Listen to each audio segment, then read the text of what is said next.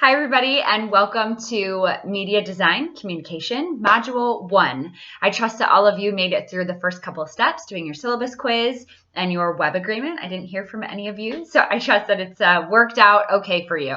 You're officially ready to get the semester rolling. In this first module, we have a lot of exciting things to talk about. The first thing I want you to do, though, is to introduce yourselves to each other and to me. This is a communication course, so we're going to communicate. There's instructions here within Canvas for how I want you to record your video. You might record some videos for some other classes, but there are some specific questions for this class that I want you to answer just so that I can get to know you a little bit better. I can tailor this course to focus on some of the things that you might specifically be interested in. And I can get some ideas of how you feel about some of the topics before we take a dive into all of the material. After you've recorded that video, it'll upload right here to Canvas. So I encourage you to watch some videos from your classmates. We're in a digital space here learning, and I want you to know who's in your class because they're people that you might run into down the road when you're in the professional world. And it's better to know more people than it is to know less people. It never hurts to have a classmate who has a lead on a job or who's potentially going to be working with you in whatever field that you're interested in going into. So make sure you learn who your fellow classmates are.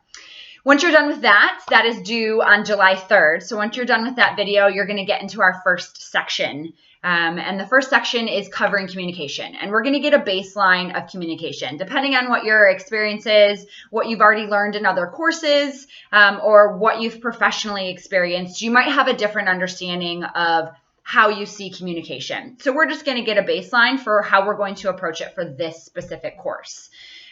Depending on your job or, again, your background, you might have different ideas, but we're going to break it down into 4 specific areas. There's verbal communication, nonverbal communication, written communication, and visual communication. So those are the 4 areas or the 4 categories, just to keep it nice and simple and neat, that we're going to approach it for this course.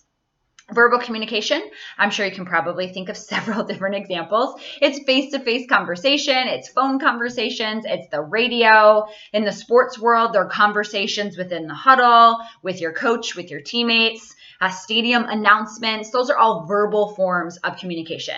Then there's nonverbal forms of communication, and those are going to be your gestures, your body language, your facial expressions, your eye contact, the clothing that you wear, the tone of your voice, and all those other cues that you give off to convey a message.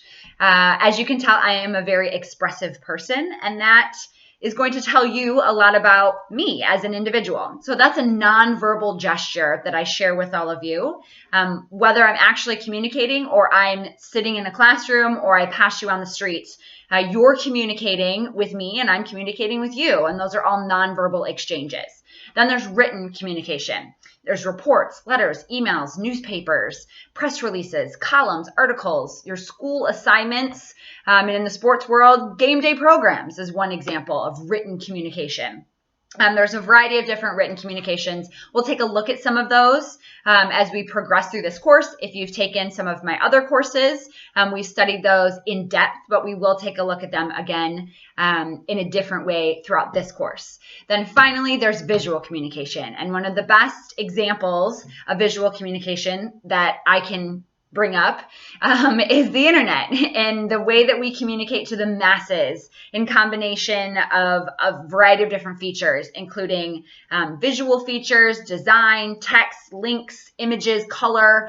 All of those are visual examples of communication. We see a lot of that on the internet right now, whether it's on your phone, it's on your computer, you might see it on TV, and then of course we see it out in our day-to-day lives. You see a lot of visual forms of communication.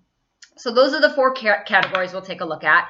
After we've established those, we'll take a look at the barriers to communication, and then the different categories for how you can overcome some of those barriers.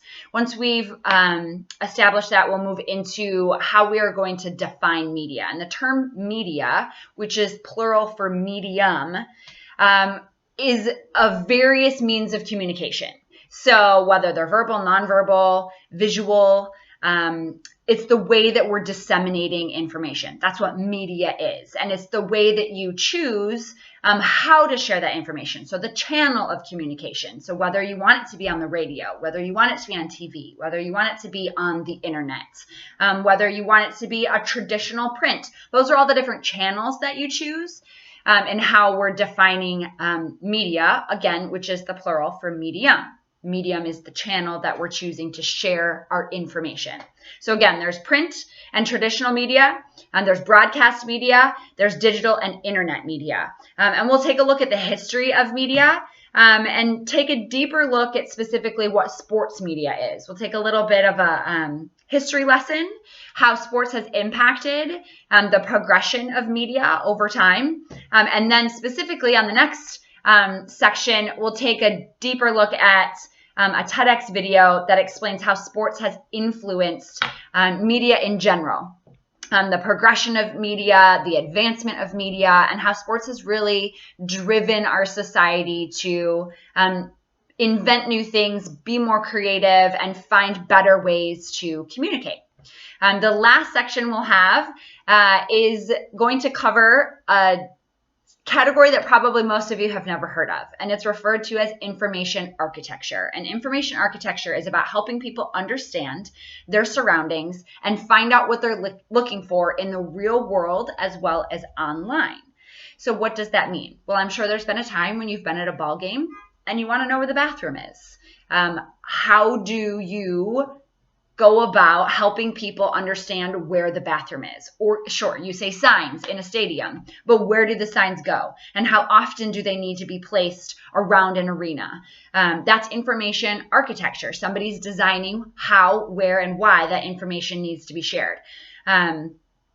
Architects, information architecture, the people who actually do that for a living are the architectures of understanding. They're the helpers to help us understand where we are, what we found, what we expect to find, and what's around us. We'll dive a little bit deeper into that as we get into the module, but that's just a brief overview of it. Information architecture is the structural design of information, and it's pretty cool to think about the art and the science behind processing information and all that goes into it. Throughout this module, there's a lot of different forms of material. The way that I decided to communicate everything that we need to learn for this module, I've broken it up into a lot of different ways. We're in a fast semester here. We only have 8 weeks, so there's a lot of information that I need to get to you. There'll be a video at the beginning of every module, and then we'll have some material that's written out specifically here on Canvas. There'll be links to articles for you to read, and there'll also be videos for you to watch. All of that is there so that we can find a variety of different ways to get the information to you, as opposed to making you come here, log in at a certain time, and I can just lecture to you online. That's probably a form of communication that over time gets a little bit difficult and can be pretty lengthy when there's so much information to share. So read the articles, watch the videos, and then complete the assignments and the discussion pages, and you will ace this course no problem. There's a lot of really cool information that I'm excited to share with you. At the end of this assignment, or at the end of this module, you'll have an assignment and you'll have a discussion post. Again, all of this first module is due by July 3rd at midnight, so you should have all of it done so you can enjoy your 4th of July weekend. But if you have any questions throughout any of it, just let me know. I'm always here to help you be successful, to answer any questions, to clarify anything that you might need.